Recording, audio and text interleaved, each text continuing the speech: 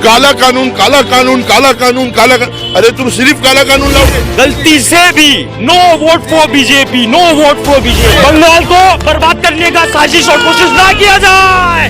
दीदी फिर आई। दाढ़ी बढ़ाई है ना आसाराम बाबू की तरह। आसाराम बाबू कौन है? थेरेपिस्ट। उसकी तरह दाढ़ी बढ़ाई तुमने अपना शक्ल देखा है? तुम्हारे चेहरे से लगता है कि तुम जालिम हो। हिंदुस्तान की जनता एक बच्चा तुमको बोल रहा है तुम जालिम हो। जिस जगह में उनको देखना चाहिए, आज किसान 100 दिन से ज्यादा बैठा हुआ है, उस किसान को देखने के बजाय तुम भाव से अब तुम हिंदुस्तान से चले जाओ। तुम तीर ले लो। तुमने दाढ़ी बढ़ाई है ना आसाराम बाबू की तरह।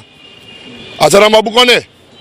थेरेपिस्ट है ना, उसकी तरह दाढ़ी बढ़ाई तुमने अपना शक्ल देखा है? तुम्हारे चेहरे से लगता है कि तुम जालिम हो। हिंदुस्तान की जनता एक बच्चा तुमको बोल रहा है तुम जालिम हो।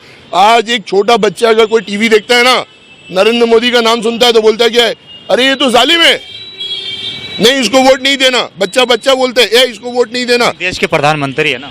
देश के प्रधानमंत्री तो हम भी मानते हैं। बीजेपी का प्रमोटिंग क्यों कर रहे हैं?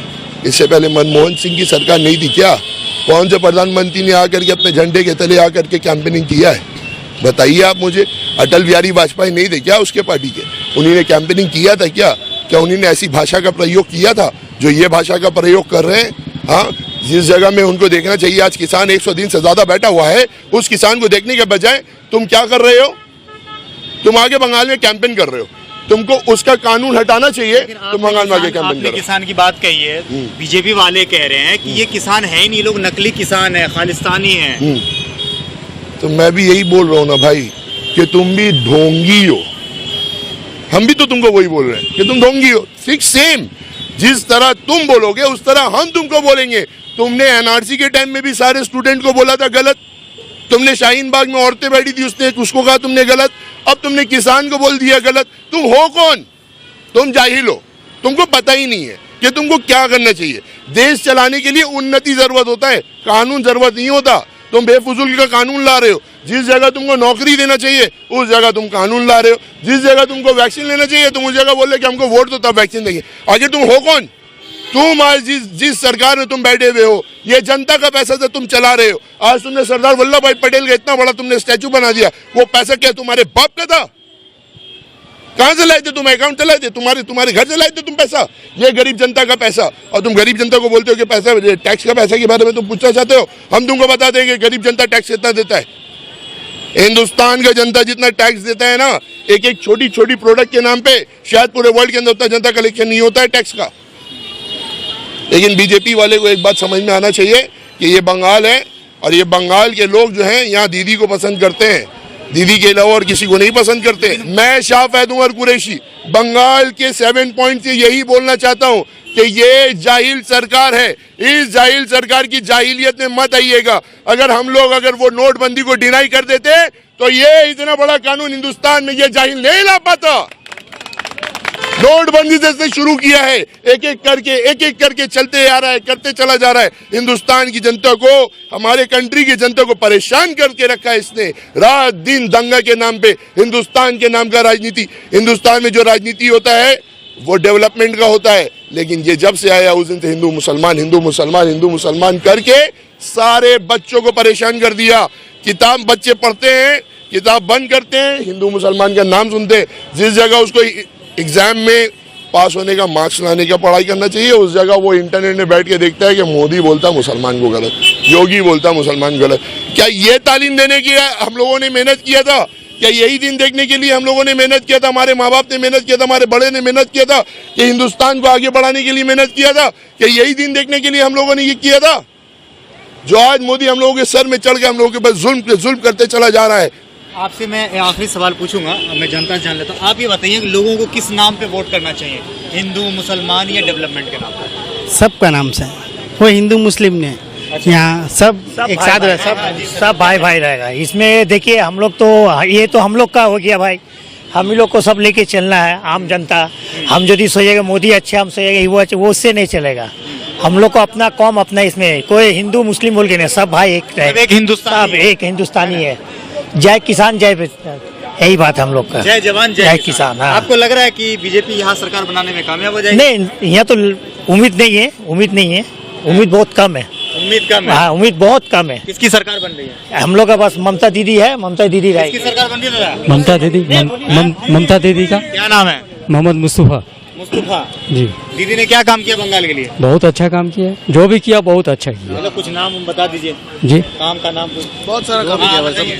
बहुत सारा काम किया इन्होंने। यही कहते हैं बहुत सारा नाम। जी मैं बताता हूँ। मैं आज आप जितने भी ब्रिजेस देख रहे हैं, ये सीपीएम के जमाने से ये सारे इतना इतना इतना इतना डेवलपमेंट नहीं था। डेवलपमेंट उन्होंने बहुत सारा किया, हॉस्पिटल में किया है और भी बहुत सारा फैसिलिटीज दिया है औरतों को और बहुत कोई को।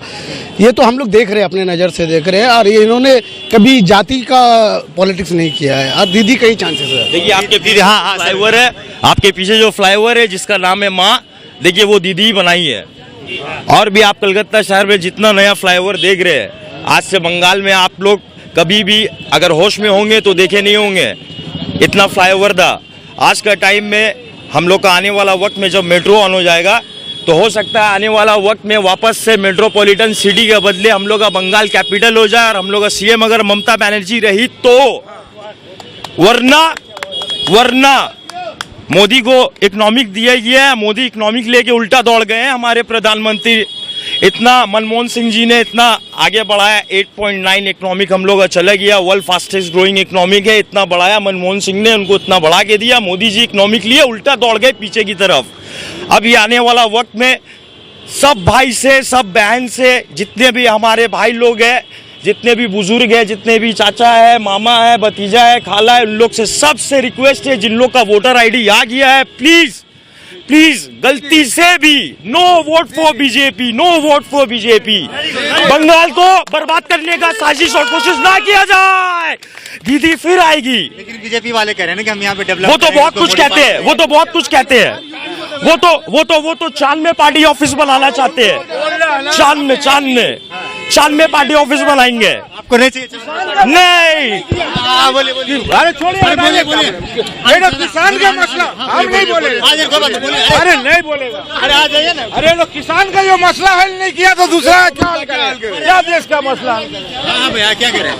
क्या कह रहे हैं? क्या करेंगे, हमारा एक ही बात है, दीदी पूरा जोश झाड़ के चलेगा, बोले ही नहीं। दीदी यार कोई बात नहीं। क्यों दीदी? पूरा काम अच्छा कर रही है दीदी, हाँ। सब कुछ लेडीज के लिए, जेंट्स के लिए। ये लॉकडाउन में लाखों आदमी मरा है। क्या नाम है आपका? मोहम्मद रुस्तम। अच्छा रुस्तम, आप ये बताइए कि आपको ऐसा लग रहा है कि बीजेपी अगर यहाँ पे सरकार बनाने में कामयाब हो जाती तो यहाँ पे डेवलपमेंट करेंगे? नहीं हो सकता है। नहीं हो सकता जी नहीं। मोदी जी तो कह रहे हैं कि हम सोनार बांग्ला। कहने से क्या होगा? मोदी जी तो बहुत कुछ किया, करके क्या दिखाया? कुछ नहीं। करने में, बोलने में या करने में बहुत फर्क होता है। किसकी सरकार बन रही है थोड़ा? हाँ? दीदी को बोल रहे हैं, दीदी को। बीजेपी? बीजेपी? क्या नाम है? चलिए कोई बात, अच्छा अच्छी बात है, ये लोकतंत्र की खूबसूरती है, सबको चाहते हैं। किसकी सरकार बन रही है? ममता बनर्जी। ममता बनर्जी। क्यों? वो अच्छा से चला रहे हैं। अच्छा चला रही है। आपको लग रहा है कि फिर से दीदी वापसी कर रही है? हाँ, 100%। 100%। आपको क्या लग रहा है, दीदी आ रही है? आप तो बता दिए। आप ये बताइए सर, आप ये बताइए कि दीदी इस बार कितनी सीट जीतने में कामयाब हो जाएगी? 250 से ऊपर। 200 सीट तो बीजेपी वाले जीत रहे थे, फिर आप क्या जीती? वो तो सपना देख रही है, बीजेपी तो सपना देख रही है। भारी बहुमत से जीतेगी और बंगाल का चुनाव हिंदुस्तान का इतिहास लिखेगी। ये याद रखिए। हमेशा कोई और स्टेट शुरू करता है ना, लोकसभा से यूपी शुरू करता है ना, लेकिन विधानसभा का इलेक्शन। क्या दीदी अब पीएम के रेस में चल रही है? बिल्कुल चल रही है। हम लोग उनको प्रोजेक्ट करेंगे आने वाले पीएम के लिए चलने के लिए, क्योंकि ऐसी सेक्युलर और ईमानदार लीडर पूरे हिंदुस्तान में नहीं है। अल्लामा साहब का एक तो शेर है, याद रखिएगा, सारे जहां से अच्छा हिंदू सुता हमारा, हम बुलबुले हैं इसके ये गुल सिता हमारा। मजहब नहीं सिखाता था आपस में बैर रखना, हिंदी है हम वतन हिंदू सुता हमारा। एक बात याद रखिएगा, जिस तरह बॉर्डर के अंदर में हिंदू मुस्लिम सिख ईसाई चारों सिपाही एक साथ लड़ रहे हैं ना, उसी तरह हिंदुस्तान के अंदर बीजेपी के अगेंस्ट सारे मजहब वाले लड़ रहे हैं। एक बात याद रखिएगा, उसकी इस बार तानाशाही की सरकार नहीं चलेगी। और no vote for BJP. Modi हटाओ, मोदी हटाओ, मोदी हटाओ। ये सवाल का जवाब आपको मिल चुका है। अब की बंगाल भारी बहुमत से ममता बनर्जी को फिर से उसी तख्त पे बैठाएगा जिस तख्त में वो बैठी थी। उसको उसका पांव तोड़ा है ना बीजेपी वाले ने, उसके पांव तोड़ के उसने साबित कर दिया, उसकी कमर टूट गई है, उसकी कमर टूट गई है, ये साबित हो चुका है। अब कल 2 मई का इंतजार देखिए, 2 मई में पता चल जाएगा। बंगाल में देखा जाता है जब जब दीदी गुस्सा हुई है पूरी राजनीति ही बदल जाती है। देखिए एक बात याद रखिएगा, हमेशा दीदी ने बंगाल की पूरी हिंदुस्तान की राजनीति का हमेशा बदला है। जोतो कोरो कान्ना काटी नबोन्नो जाचे हवाई चोटी, ये भूलने का नहीं है। नबन्ना में जाती है वो हवाई चप्पल पहन के। यहाँ जितने भी बड़े बड़े मंत्री हैं ना, पाँव में साले 2000-3000 के नीचे का चप्पल नहीं पहनते और 150 का चप्पल पहन के पूरा वो राजनीति करती है। इस बात को समझना होगा।